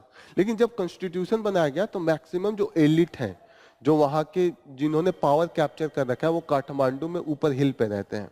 तो उनका ये था कि ऐसा बांटा जाए कि हमेशा जो जनसंख्या रहे कहीं पे भी वो मेजॉरिटी में हिल वाले रहे। तो उन्होंने जो हमारा थरवट एरिया है ऐसा डिवाइड किया कि उनका 70% हिल वाले एरिया में पड़ेगा। उन्होंने एक तरीके से परपेंडिकुलर डिवाइड किया, और हम चाहते थे कि थरवट का एक अलग स्टेट बना दिया जाए। उन्होंने अपना फेडरल बना लिया, उनमें भी स्टेट का डिवीजन है, जैसे कि यूपी, बिहार, जम्मू एंड कश्मीर अलग अलग स्टेट है ना। लेकिन उन्होंने ऐसे करा जैसे ऐसे हम डिवाइड करें कि हमेशा जो पावर रहे वो यूपी का रहे, है ना, यूपी, बिहार या मध्य प्रदेश, ऐसे पावर डोमिनेंस हो। उनका भी कुछ ऐसे ही था। इसको लेके विरोध होने लगा थरवट एरिया में, तो इंडिया ने ब्लॉकेड कर दिया। वैसे इंडिया ने बोला कि हमने नहीं ब्लॉकेड किया है, जो उनके लोग हैं थरवट मधेसी जो जो लोग हैं उन्होंने किया है, लेकिन वो इंडिया इंड्यूस ब्लॉकेड था। इंडियन गवर्नमेंट का कहीं ना कहीं उसमें हाथ था, लोगों को पता ही चल जाता है। अब जब ब्लॉकेड होगा, नेपाल का टोटल डिपेंडेंसी इंडिया पे, समंदर से कहीं से जुड़ा नहीं है, किसी और देश से जुड़ा नहीं है, चारों तरफ से इंडियन बॉर्डर, पीछे तिब्बत, चाइना वाला, और चाइना का वो बॉर्डर सब माउंट एवरेस्ट है, सड़क है ही नहीं उसके तरफ। जो वो वाला एरिया है ना, जो चाइना के साथ बॉर्डर है, वो इतना कठिन है कि वो क्रॉस ही नहीं कर सकते। तो उनका टोटल डिपेंडेंसी इंडिया पे था। अब 6 महीने तक जब इंडिया से चीजें उधर नहीं जाएंगी, हाँ, लोगों की हालत खराब होगी कि नहीं। अभी गोरखपुर में आप 1 महीना के लिए सड़क बंद कर दीजिए चारों तरफ से, तो क्या होगा, कुछ भी नहीं आ पाएगा। कुछ ही दिन होगा ना, 2-4 दिन, 10 दिन चीजें चली जाएंगी। तो यही हालत वहां पे नेपाल में हो गया था। और वहां की जो जनरेशन है, जो खासकर हिल में रहती है, वो इस चीज को हमेशा याद रखेगी, क्योंकि ऐसा इनका कहना है, जो ये राइटर हैं ये बोल रहे हैं कि जो इम्पैक्ट इसका निगेटिव पड़ा है वो एक जनरेशन तो नहीं भूल पाएगी, जिन्होंने झेला है 6 महीने। अरे जिन्होंने सोचा कि 6 महीने उनको प्याज ही नहीं मिल रहा है, उनको सरसों का तेल ही नहीं मिला, उनको खाना ही नहीं बन रहा है, इतनी दिक्कत से जो चीजें 50 रुपए की है वो 500 रुपए का खरीद के ला रहे हैं, ये काफी इम्पैक्ट करता है। तो कहीं ना कहीं ये राइटर कह रहे हैं कि ये काफी निगेटिव इम्पैक्ट किया है।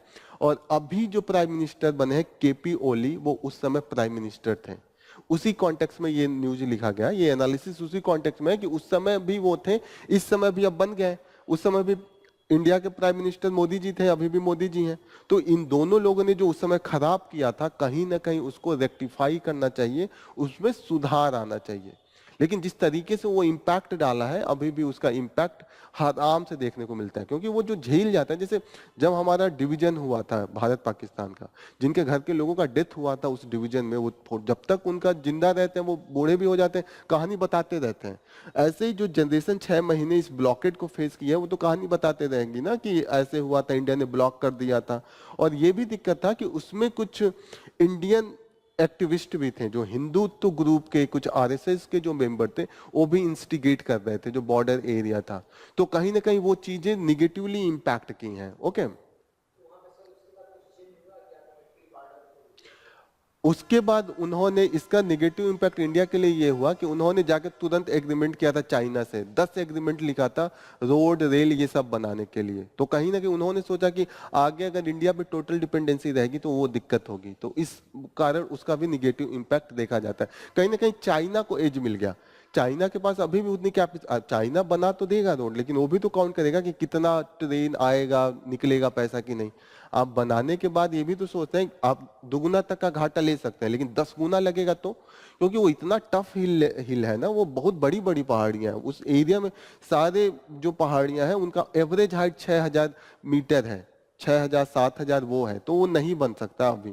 तो अभी वो फंक्शनल नहीं है, लेकिन फिर भी एक दो रेल लिंक उन्होंने स्टार्ट किया। ओके, दूसरी चीज ये कह रहे हैं कि ये राइटर कह रहे हैं कि इंडिया को कभी ये नहीं सोचना चाहिए, जो इंडिया का हमेशा थिंकिंग रहता है कि नेपाल इंडिया का पार्ट बन जाए, ये नहीं होना चाहिए। क्योंकि इन्होंने एक जस्टिफाई किया कि नेपाल के होने से इंडिया की जो आदमी पे खर्चा इस एरिया में कम है। आप भी अभी भी बॉर्डर पे जाइएगा, ओपन है, ज्यादा डर नहीं रहता। पहले चाइना नेपाल अटैक करेगा तब इंडिया पे आएगा ना, सस्पिशन वाला नहीं। जो मिलिट्री पे खर्चा, जब से अभी हमने देखा कि 2 हम फ्री जेट खरीद रहे हैं और वो बिलियन में खरीदा है। वो बिलियन में अगर हम पैसा, बिलियन का मतलब समझ रहे हैं ना क्या होगा, बिलियन डॉलर है, उसमें आप रुपए से गुणा करेंगे और 1 बिलियन में 1000 मिलियन होता है, और 1000 मिलियन का मतलब 100 करोड़। तो आप 10,000 करोड़ फ्री जेट खरीदने में लगा दे रहे हैं। वो पैसा अगर स्कूल बनाए तो कुछ नहीं तो 200 स्कूल बनेंगे। क्लियर हो रहा है चीजें, 200 लोग फ्री में पढ़ सकते हैं। तो कहीं ना कहीं वो पैसा इंडिया को बचता है, क्योंकि यहाँ पे फ्री रहता है। अब कहीं पे भी बॉर्डर रहेगा, अगर चाइना अटैक भी नहीं करेगा, एक दिमाग में रहता है ना, कर दिया तो मेंटेन करना पड़ता है, सैनिक रखना पड़ता है। लेकिन जो इंडिया नेपाल बॉर्डर है उस पर नहीं रहते हैं सैनिक। आप जाइए देखिएगा, 2-4 रहेंगे। वही आप पाकिस्तान या चाइना वाले बॉर्डर पे ये झुंड का झुंड लगा रहता है, पूरा बेस ओस तार मोर लगा के सब हम करते हैं, फिर भी कुछ नहीं कर पाते। तो ये कह रहे हैं कहीं ना कहीं इंडिया को इसका फायदा उठाना चाहिए कि अगर यहाँ पे एक बफर स्टेट है तो इसका फायदा ही उठाना चाहिए कि भाई आपका मिलिट्री का पैसा बच जा रहा है। इस रिलेशन को हमेशा ऐसा रखें कि नेपाल हमेशा एक बफर स्टेट के जैसा वहां एग्जिस्ट करे। तो ये सब चीजें इन्होंने इस पूरे आर्टिकल में डिस्कस किया है। यहाँ पे बोला है कि enormous saving into the military expenditure केवल बफर स्टेट के कारण। बफर स्टेट क्या होता है? 2 बड़े देश के बीच में छोटा सा अगर बॉर्डर पे स्टेट होता है उसको बफर स्टेट कहते हैं। बफर बना देता है ना दोनों के बीच में गैप, जैसे भूटान बफर स्टेट है। तो ऐसे buffer state are always beneficial, जो युद्ध में जो पैसे खर्च होते हैं उसको कम कर देते हैं। क्योंकि एक मेंटली इंश्योरेंस होती है कि चाइना जब नेपाल पर अटैक करेगा तब हम सोचेंगे कि अब अंदर आएगा। तो भी नेपाल से इंडिया में घुसने में तो 1 महीने लगेंगे ना, कितनी भी बड़ी आर्मी हो, इतना टफ टेरेन है। तो ये सब चीजें आप अपने पॉइंट्स में लिख सकते हैं। इंडिया नेपाल पे आज मैं एक क्वेश्चन दूंगा, अभी इसमें आज लिख के लाना भूल गया, लेकिन मैं आज पोस्ट करूंगा, तो इस पे एक आंसर लिखेगा। ये सब चीजें क्लियर हो रही ना, क्या क्या है, कैसे कुछ हुआ था, ठीक है।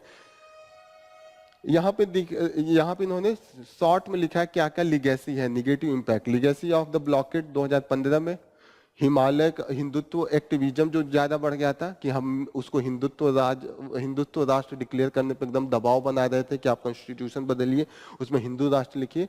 और इन्होंने economic stapling and the geopolitical coercion, जो हम हमेशा चाइना को वो एग्रीमेंट कर रहे थे तो दबाव डाल रहे थे आप चाइना को लेके ज्यादा क्लोज मत जाइए, ठीक है। तो ये सब चीजें मेन मुद्दा थी और कंटिन्यूअसली बनी हुई है। एक चीज और है, इंडिया और नेपाल के बीच में अभी एक लैंड बाउंड्री के मुद्दे पे लड़ाई चल रहा है। इसका ये है, जो ये वाला एरिया है काला पानी एंड लिपू लेक, ये जो एरिया था पहले इंडिया का कंट्रोल है, लेकिन अभी कॉन्स्टिट्यूशन अमेंड करके नेपाल ने दिखाया है कि ये एरिया नेपाल के अंडर में, ये ट्राई जैक्सन पे है, जहाँ पे इंडिया नेपाल और चाइना तीनों मिल रहा है, और ये बहुत सेंसिटिव एरिया था। तो इस पे अब लेके पहले नेपाल नहीं क्लेम कर रहा था, लेकिन अभी इन्होंने रिसेंटली अमेंड करके ये वाला एरिया को दिखाया है कि उनके में है। उन्होंने अपना कॉन्स्टिट्यूशन अमेंड करके, तो ये बॉर्डर डिस्प्यूट अभी का बहुत ज्यादा कंट्रोवर्सी में है, तो इसको भी आप लिखिएगा, ठीक है। काला पानी एंड लिपू लेक ये वाला एरिया है। लिपू लेक पास है, हाँ पास भी है यहाँ से, जो क्रॉस करके हम उस तरफ जाते हैं हिमालयन के, चाइना से भी उसका वो है, ठीक है। लिपू लेक एक पास भी है, ज्योग्राफी में आप पढ़ेंगे different passes, Lipulekh is the one of the pass. ये याद रखिएगा कहाँ पे है, जो उत्तराखंड से टच कर रहा है, नेपाल से टच कर रहा है और चाइना से टच कर रहा है। चाइना का बहुत क्लियर कट है, वहां से चाइना की लड़ाई नहीं है, वहां इंडिया और नेपाल का ही थोड़ा सा मुद्दा है, पहले नहीं था, अभी इन्होंने डिमांड करना ज्यादा कर दिया है। ओके, नेक्स्ट इंपोर्टेंट न्यूज में कुछ नहीं, इन्होंने डिफरेंट एरिया को डिस्कस किया है कि कहाँ कहाँ गवर्नमेंट को सजेस्ट किए हैं कि कहाँ कहाँ ध्यान देना चाहिए, जैसे कि एम्प्लॉयमेंट को लेके इस समय इलेक्शन में भी मुद्दा था। दूसरा मुद्दा है कि मनरेगा को लेके, मनरेगा ने काफी हेल्प किया है गवर्नमेंट को। पहले गवर्नमेंट आई थी तो नहीं कह रही थी ये तो फेल्योर का एक निशानी है कांग्रेस की, लेकिन हमने देखा है कि ये जो कोविड में भी हुआ और जब भी अनएम्प्लॉयमेंट की बात हो रही थी, मनरेगा एक सहारा था रूरल एरिया में, वहां से लोगों को कुछ मिल जा रहा था जॉब करने के लिए।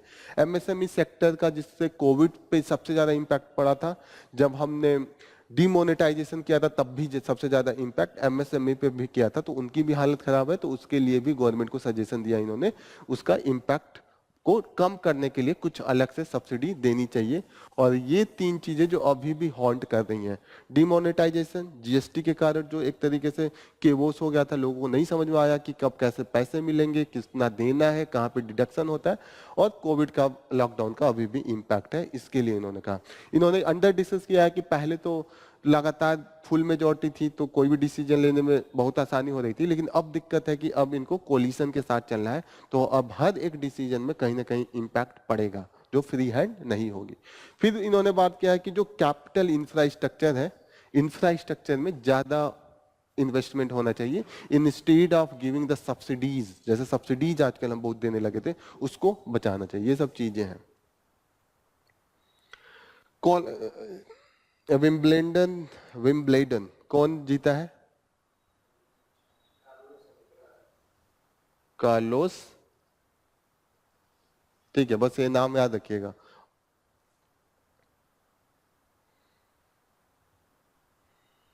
हीट वेव पे तो हम काफी पढ़ चुके हैं, तो इसको अब नहीं करते हैं। ये वाली है अभी इलेक्शन का, ये आया है, कहाँ पे आया है, फिर से बीजेपी का जीते हैं मैक्सिमम, बीजेपी नहीं, अभी देखिएगा जो रिजल्ट आया बाई इलेक्शन का, 13 सीट पे हुआ था, 13 सीट में 10 में इंडिया ब्लॉक जीती थी और 2 बीजेपी जीती थी, एक इंडिपेंडेंट जीता था। लेकिन अभी देखा है कि जो तेलंगाना है उसमें थोड़ा अलग रिजल्ट है। उस वाले इलेक्शन बाई इलेक्शन में ये देखने को मिला था, जिन्होंने भी पार्टी बदली थी हार गए थे, लेकिन अभी तेलंगाना में भारत राष्ट्र समिति से मैक्सिमम कांग्रेस में शिफ्ट किए हैं, क्योंकि कांग्रेस इस समय पावर में है और वहां मिनिस्टर बनने के चांसेस ज्यादा है। यहाँ पे मैक्सिमम जीत गए हैं, तो ये थोड़ा सा दो तरीके का वोटर्स का झुकाव देखने को मिला है। नेक्स्ट न्यूज है कि on the politics of the Nishad community. जैसे निषाद कम्युनिटी पहले उतनी पॉलिटिकली एक्टिव नहीं थी, निषाद कम्युनिटी एक डिफाइंड भी नहीं था, 12 कम्युनिटी 12 जाति मिला के निषाद कम्युनिटी बनती है, उसमें बहुत जातियां आती हैं, डिवीजन है जातियों का, ठीक है। निषाद कम्युनिटी का ये भी है कि उनको अभी तक बैकवर्ड में रखा गया और एक्सट्रीम बैकवर्ड में भी कई बार रहता है कि बैकवर्ड एंड एक्सट्रीम बैकवर्ड के बीच में आते हैं। जैसे होता है ना, यादव आर बैकवर्ड, लेकिन वो डोमिनेंट है, उनकी पॉपुलेशन भी यूपी में बहुत ज्यादा है, नियर अबाउट 18% के आसपास है उनकी, 19%, 19.4% है ओवरऑल। तो वो कहीं ना कहीं एक यूनाइटेड रहे, उनका एसोसिएशन काफी रहा है। यूपी बिहार में देखिएगा उनका पॉलिटिकल काफी रहा है और कंटिन्यूअसली मुलायम सिंह यादव और उनके इमरजेंस का ये भी रीजन रहा है।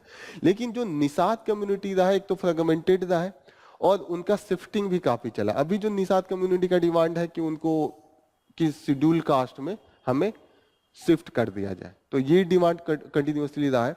जो अभी का इलेक्शन है यूपी बिहार में, कहीं ना कहीं इन्होंने 20 seat UP and 10 seat Bihar के कॉन्स्टिट्यूएंसी में इम्पैक्ट करा है। जो निषाद कम्युनिटी का कंटिन्यूअसली राइज हो रहा है पॉलिटिकल रिप्रेजेंटेशन पिछले 10-15 सालों में हुआ है। कुछ नेता हैं जिनका मतलब जिनके कारण एक तरीके से फिर से है। एक मुकेश साहनी है जिन्होंने कौन सी पार्टी बनाई है,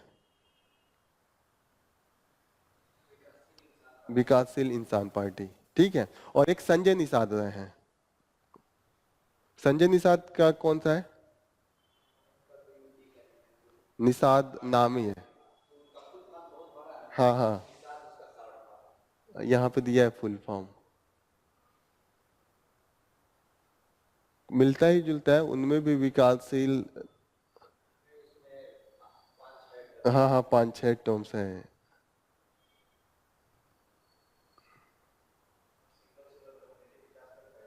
हम्म, क्या कम्युनिटी नहीं, अब सबका अपना अपना डिमांड है।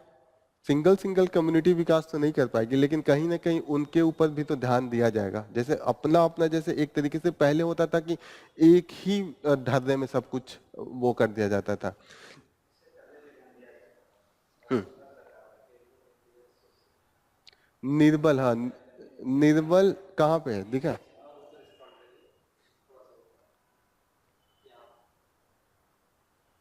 कहाँ, यहाँ, अच्छा यहाँ, इसमें है, अच्छा ये वाला है, निर्बल इंडिया शोषित हमारा आम दल, ठीक है। एन से निर्बल, आई से इंडियन, शोषित हमारा आम दल। हाँ, पहले कैसे विकास होता था।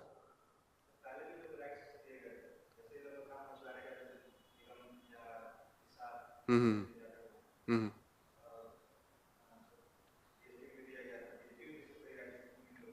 हम्म।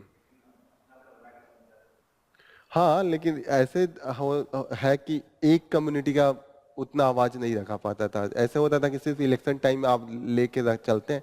कास्टिज्म या रीजनलिज्म का निगेटिव और पॉजिटिव इम्पैक्ट दोनों होता है। पॉजिटिव इम्पैक्ट ये हो सकता है जैसे आप वुमेन्स को लेके कोई ग्रुप बना दें, तो वो ग्रुप एक तरीके से अच्छा है जब तक कि वो अपने राइट्स की मांग करे। लेकिन वो ग्रुप अगर लड़ाई झगड़ा करने लगे तो दिक्कत है। जैसे आप अपने राइट्स को बोलिए ना, जैसे सबका राइट्स है, जैसे कुछ ही डोमिनेंट कास्ट क्यों सब चीज को गवर्न करे। चीफ मिनिस्टर हो या प्राइम मिनिस्टर सभी से बन जाए, एक ही कम्युनिटी को डोमिनेट रहे। तो अगर जैसे रीजनलिज्म है, अगर हम कहें कि पूर्वांचल का डेवलपमेंट होना चाहिए, सारा पैसा क्यों आप नोएडा, गाजियाबाद या लखनऊ तक ही सीमित रखते हैं। तो जब तक आप डेवलपमेंट की बात करते हैं तब तक सही है, लेकिन आप उसको लेके एकदम वायलेंट हो जाए, दैट इज नॉट गुड। जैसे रीजनलिज्म किसी की बुराई करके नहीं होना चाहिए। जैसे कास्टिज्म है, आप अपने राइट्स की बात करें सही है, लेकिन अब आप अपना ऊपर दिखाने के लिए लड़ाई नहीं कर सकते हैं। आज गेटिंग ना, आप अपने राइट्स का डिमांड कीजिए कि हमें ये डिमांड है, तभी तो सबका राइट्स की होगी ना। तो कहीं ना कहीं हर ग्रुप का अगर रिप्रेजेंटेशन हो दैट इज गुड, मुस्लिम का भी रिप्रेजेंटेशन होना चाहिए, लेकिन कहीं ना कहीं वो वायलेंट नहीं होना चाहिए, कहीं ना कहीं वो दूसरे को कम दिखाने के लिए नहीं होना चाहिए। तो that is the negative thing ना। लेकिन अगर वायलेंट होता है दैट इज निगेटिव थिंग, वो नहीं होना चाहिए। लेकिन राइट्स की जब तक मांग नहीं करेंगे, वीमेंस का जब तक कोई पार्टी नहीं बनेगी, मांग नहीं करेंगे, तो 13% अभी भी है ना। अभी भी रिप्रेजेंटेशन 13% है। वुमेन्स की भी पार्टी बन जाए, उनके भी राइट्स क्यों, कोई पार्टी नहीं है, इसीलिए तो दिक्कत है ना। अगर उनकी भी पार्टी होती तो बड़ी होती, कुछ ना कुछ होता। कहीं ना कहीं निषाद पार्टी बनी है, कहीं ना कहीं जब यादव का पार्टी बना तो कहीं ना कहीं यादव पहले तो बहुत वीक में आते थे। जब से इनकी पार्टी आई तभी से तो एक डोमिनेंट कास्ट निकल के आए। सिर्फ कास्ट के नाम पे भी पॉलिटिक्स करना सही नहीं है, जैसे ये गलत बात है, ये निगेटिव चीज है। लेकिन कहीं ना कहीं मैं ये कह रहा हूं ना कि राइट्स के लिए तो ग्रुप बनना चाहिए। Group and pressure group, interest group is good for that, ठीक है। लेकिन जब चीजें अगर केवल आप आंख मूंद के वो करें कि अरे वो आपका लीडर रेप भी कर दे फिर भी वो आपका है और आप जाके वोट दे रहे हैं, दिस इज रॉन्ग थिंग कि आप केवल वोट देख रहे हैं। लेकिन आपका लीडर है आपके कास्ट का, लेकिन वो कहीं राइट्स के लिए बात कर रहा है तब तो दे रहे हैं, सही है। दूसरा भी अगर आपके राइट्स की बात कर रहे हैं तो उसको भी आप वोट दे रहे हैं तो सही है। लेकिन केवल ब्लाइंडली आप जाके वोटिंग करना स्टार्ट कर दे तब गलत हो जाता है। ब्लाइंडली नहीं होना चाहिए। लेकिन ये ग्रुप बनना एक अच्छी बात है कि सभी का रिप्रेजेंटेशन हो। जैसे अभी जब से निषाद पार्टी बन गई है, जो इनका डिमांड था कि on the water and river resources कहीं ना कहीं एक तरीके से ज्यादा रिकॉग्नाइज किया जाने लगा है।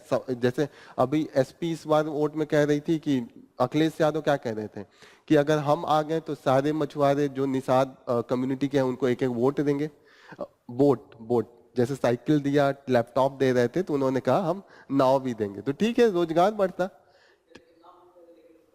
हाँ वही तो, मछलियां भी तो होनी चाहिए और रिसोर्स भी तो होने चाहिए उसको। लेकिन ठीक है, कहीं ना कहीं पहले ये सब चीजें नहीं रहती थी, लेकिन जब से देखा कि ये डोमिनेंट कास्ट है तभी तो उनके लिए भी स्पेशल आपने बोला। पहले तो आप साइकिल बंटवा रहे थे, ठीक है।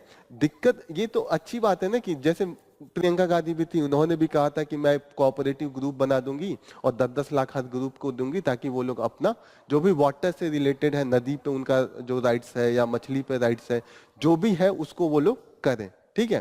तो इसमें यही एनालिसिस है कि पहले जो बीच में निषाद जितनी भी कम्युनिटी है 2019 तक बीजेपी के सपोर्ट में थी, लेकिन अभी इस बार हमने देखा है क्रॉस वोटिंग हुई है, वो कम्युनिटी अपना बदल के थोड़ा सा जो राहुल गांधी और अखिलेश यादव की ग्रुपिंग थी उसमें अपना शिफ्ट कर रहा है, इसीलिए इतना इम्पैक्ट पड़ा है। और ये भी था कि कहीं ना कहीं अभी जो बीजेपी की ब्लाइंडली फॉलोइंग थी, इस बार जो कॉन्स्टिट्यूशन को लेकर डिबेट चला था, राहुल गांधी ने स्टार्ट किया था, तो उसका इम्पैक्ट निषाद ग्रुप पे पड़ा था, ठीक है। चीजें क्लियर हो रही हैं। तो मेनली ये है कि क्या एक कम्युनिटी का होना चाहिए। देखिए देखिए, चीजें हर चीज में कुछ अच्छा भी होता है, कुछ बुरा भी होता है। जैसे हर ब्लाइंडली आप नहीं कह सकते हैं कि कोई भी चीज वो है। कास्टिज्म सिर्फ अगर आप अपर कास्ट हैं और अपने प्रिविलेज के लिए लड़ रहे हैं तो दैट इज बैड। प्रिविलेज के लिए लड़ाई अगर आप कर रहे हैं कास्टिज्म, देन बैड। लेकिन कोई अगर लोअर कास्ट अपने प्रिविलेज की बात कर रहा है कि हमें इक्वल राइट चाहिए, तो ये बहुत सही होता है। जब तक ये यादव कम्युनिटी या ये सब कास्ट पॉलिटिक्स नहीं आया था, तो अपर कास्ट का रेप करना लोअर कास्ट की महिलाओं के साथ बहुत इजी था।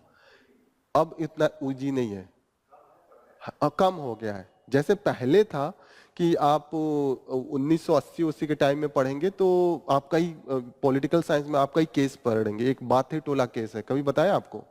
बाथे टोला केस बताया आप लोगों को? एक बाथे टोला केस था, वो पॉलिटिकल साइंस में पढ़ाया जाता है कि बिहार का एक डिस्ट्रिक्ट है, उसमें जमींदार थे, जैसे जो राव लिखते हैं, व्हाट इज द नेम, भुइयार, ठीक है, हाँ राय। तो भुइयार कम्युनिटी काफी डोमिनेट थी उस डिस्ट्रिक्ट में, तो उनके वहां पे जो दलित कास्ट थे वो मजदूर बनकर उनके खेतों में काम करते थे, ठीक है। और वो कास्ट बहुत डोमिनेंट अभी भी शायद है, अपने भी एरिया में शायद है, ये जो कुशीनगर का एरिया में है। तो हाँ,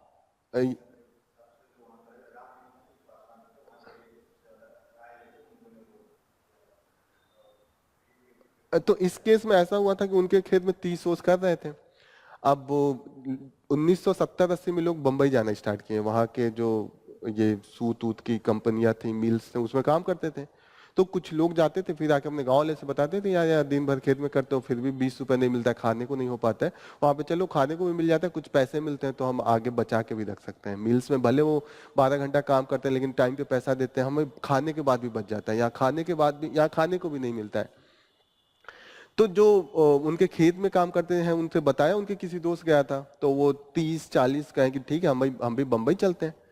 तो फिर वो सब जितने भी मजदूर काम करते थे सुबह जा रहे थे ट्रेन पकड़ने। अब वहां पे जो वहां के अपर कास्ट थे, वो ये उनको बुरा लग गया कि इनकी इतनी औकात कैसे हो गई कि हमारा काम छोड़ के कर रहे हैं, और 30 को जाके गोली मार दिया था। आप समझ रहे हैं?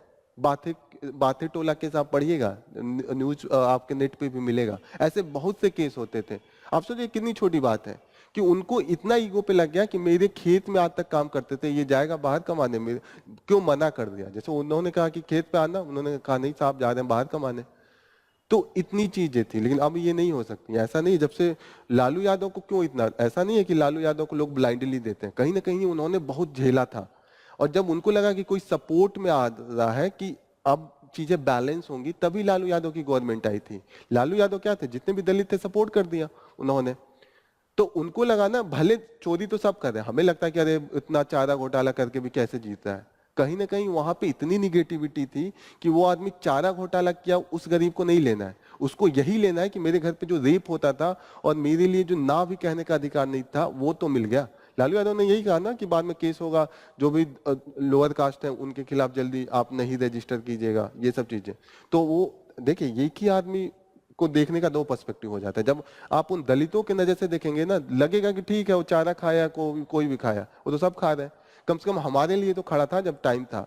और वो जो रेप केसेस था कि फ्री हो के रेप केसेज होती थी, अपर कास्ट को लगता था कि प्रिविलेज है, जो मैं भड़का नहीं रहा हूँ, जस्ट एक केसेज बता रहा हूँ, उस समय का आप भी पढ़ेगा, ये सब केसेज आप नेट पे सर्च कीजिएगा, ये सब मिलेगा, उस समय का ये पॉलिटिक्स था। तो चीजें ऐसे बैलेंस हुई। तो ये जो ब्लाइंडली हम लोग कहते हैं अरे वो इतना अनपढ़ हो के कैसे जीत जा रहा है, उसके भी बहुत से रीजन है, क्योंकि मेजोरिटी जो रहती है वो गरीब रहती है, लेकिन वो मेजोरिटी नंबर्स में रहती है, और जो माइनॉरिटी होती है वो लिस्ट होती है, लेकिन कहीं ना कहीं वो एलिट पावर कैप्चर उन्हीं के हाथ में रहता है। ये बिहार में था। तो नहीं, ये आए थे जब लालू यादव, तो उन्होंने एक स्लोगन भी दिया था, भूरा बाल साफ करो। तो उसमें भूरा में बहुत से ब्राह्मण, राजपूत, यही सब तो थे, लाला, भुइयां, जितने भी अपर कास्ट थे। तो एक उन्होंने दिया था, ये मैं नहीं कह रहा हूँ, उनका स्लोगन था उस समय में 1980-85 में जब वो आए थे, ठीक है। तो these are the thing, politics समझने का अलग अलग तरीका होता है। आप एक तरफ से देखेंगे वो चीज एकदम डार्क समझ में आएगी, लेकिन जब आप दूसरे साइड में देखेंगे तो वो चीजें आपको थोड़ा थोड़ा क्लियर होने लगेंगी। तो ये सब चीजें हैं, ओके। तो यहाँ पे भी निषाद कम्युनिटी का जो था, कहीं ना कहीं आफ्टर ये दो पार्टी बनी है, लेकिन ये लोग खुद जीत नहीं पा रहे हैं, अभी उतना डोमिनेंट नहीं कि खुद जीत पाए। खुद इनके जो ये मुकेश निषाद के बेटे लड़े हैं तो हार गए, लेकिन इतना इन लोगों के पास अब हो गया कि चीजें इन्फ्लुएंस कर दें।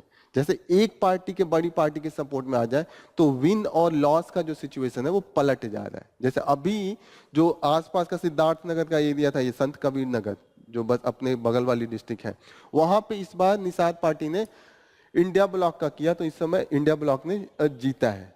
तो जहां पे भी सपोर्ट थोड़ा सा शिफ्ट हुआ, अखिलेश यादव के सपोर्ट में इस समय थे तो अखिलेश यादव को ज्यादा सीटें मिली, तो ये सब इंपैक्ट होने लगा है। तो इन्होंने दोनों चीजें डिस्कस किया है इसमें कि क्या डिमांड है, डिमांड भी यहाँ पे उन्होंने मेंशन किया कि डिफरेंट डिमांड, जैसे कि, और उनका जो हिस्टोरिकली उनके पास इस समय है निषाद कम्युनिटी का, तो सबसे ज्यादा हिस्टोरिकली है कि जो निषाद राज गुहा, जो रामायण से ही शायद इनको जोड़ा जाता है, ठीक है, एकलव्य, वो महाभारत वाले। फिर जो रिसेंट वाला आप देखिएगा, फूलन देवी को भी एसपी ने पहली बार दिया था अपना सीट, और फूलन देवी जीती भी थी। तो कहीं ना कहीं वहां से शुरू हुआ, जो कंटेम्पोरेरी सिचुएशन में निषाद पार्टी का या निषाद कम्युनिटी का मोबिलाइजेशन स्टार्ट हुआ था, वो फूलन देवी से ही स्टार्ट हुआ था, ठीक है। तो ये लोग थे जो मैक्सिमम जिनके नाम पे हीरो इनको प्रोजेक्ट करके एक तरीके से प्रोजेक्ट किया जाता है इस कम्युनिटी को यूनाइट करने के लिए। डिमांड भी कहीं पे भी दिया हुआ है, 3-4 डिमांड है। वाटर से रिलेटेड जितने भी राइट्स है उसका डिमांड है कि जितनी भी सैंड माइनिंग का राइट की मांग चल रही है कि सैंड माइनिंग हमारा हो। फिर वहां पे मछली की जो भी पकड़ने पे रिवर्स के आसपास है या तालाब है तो उनको राइट चाहिए। ये सब चीजें इनके राइट्स में है, ओके। निषाद में डिफरेंट कम्युनिटी जैसे है, निषाद, मल्लाह, केवट्स, अलग अलग कम्युनिटी है, वो यहाँ पे डिवाइड करके यहाँ पे दिया हुआ है। चीजें क्लियर हो रही है कि क्या पॉलिटिक्स है, कैसे चल रहा है, ये चीजें बस ये डायरेक्ट यूपीएससी में नहीं पूछेगा, लेकिन क्लियरिटी होनी चाहिए कि आप कभी क्वेश्चन जवाब दे रहे हैं तो बैलेंस होना चाहिए, एकदम ब्लाइंडली आप किसी चीज का सपोर्ट या पोजीशन नहीं करें।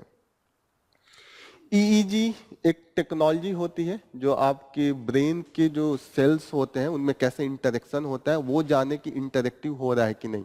और मेनली ये न्यूरल सेल्स होते हैं, न्यूरॉन सेल्स, इनके ही बेसिस पे ये परफॉर्म करते हैं। जैसे आपका यहाँ हाथ जल जाता है तो दिमाग में झटके से जाता है ना, ओ जला जला जला, तो ये सिग्नल भेजते हैं। This is just between the cells के बीच में क्या इंटरेक्शन होता है, ये सिग्नल भेजते हैं। और इसका मेनली यूज इसलिए भी अब होने लगा है कि जैसे ब्रेन डेड आदमी हो जाता है, कभी कभी ब्रेन डेड होता है ना कि उससे डेड हो गया, तो वो भी फंक्शनल निकालने के लिए ये होता है, क्योंकि अब इसका लीगल रिपरकॉशन भी है कि ब्रेन डेड को ओवरऑल डेथ मान लिया जाता है। तो ईईजी का उसमें यूज होता है। सबसे ज्यादा यूज होता है इपिलेप्सी।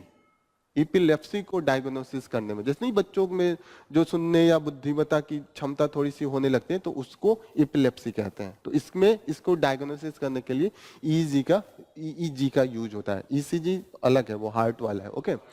और यहाँ पे जैसे और भी बीमारियां, जैसे आपने सुना होगा कि एल्जाइमर की बीमारी हो जाती है, नहीं अपने ही भाई को नहीं पहचान पाते हैं, अपने ही घर को नहीं जान पाते हैं क्या है एल्जाइमर। तो ये सब बीमारियों में इसका डायग्नोसिस के काम में आता है। These are the thing, basics thing ही जानना है, और इसका बहुत ज्यादा टेक्निकल चीजें डिस्कस किया है तो वो आपको जानने की जरूरत नहीं है। This is all about. Last news जो है, WPI का सबसे ज्यादा इस समय हाईएस्ट ग्रोथ हुआ है। तो what is the difference between WPI wholesale price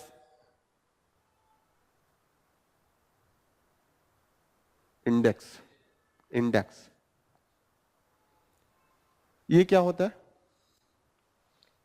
दो तरीके का महंगाई रेट कैसे बढ़ रहा है जानने का तरीका होता है। एक होता है CPI, consumer price index. Consumer price index का मतलब कंज्यूमर डायरेक्ट जाके खरीद रहा है और वहां पे महसूस हो, अरे अरे दूध का तो दाम पहले 20 रुपए था, 25 रुपए हो गया, तो ये कंज्यूमर खरीद रहा है। कुछ चीजें ऐसी होती हैं जो इंडस्ट्री आपस में खरीदती है बल्क में। जैसे कि कोई कंपनी गाड़ी बना रही है तो उसको टायर खरीदना है तो वो हजारों में ऑर्डर देते हैं ना आपस में, तो वहां पे जो नीचे लेवल पे टैक्स GST नहीं लगेगा। और वहां पे कुछ चीजें होती हैं जो एक्सक्लूड होती हैं, वहां मैक्सिमम गुड्स की सर्विसेज होती है, सर्विसेज नहीं इंक्लूड होता है, गुड्स एंड सर्विसेज होता है। गुड्स एंड सर्विसेज, गुड्स होता है कि जो आप खरीदते हैं, सर्विसेज ये होता है जैसे फोन करके आपने कहा AC लगाने वाला, वो आएगा सिर्फ लगा के जाएगा, सर्विस देगा चला जाएगा। डॉक्टर के पास जाएंगे, डॉक्टर दवा लिखेगा, जाके आप दुकान में खरीदेंगे, वो सिर्फ सर्विस दिया। तो गुड्स एंड सर्विसेज।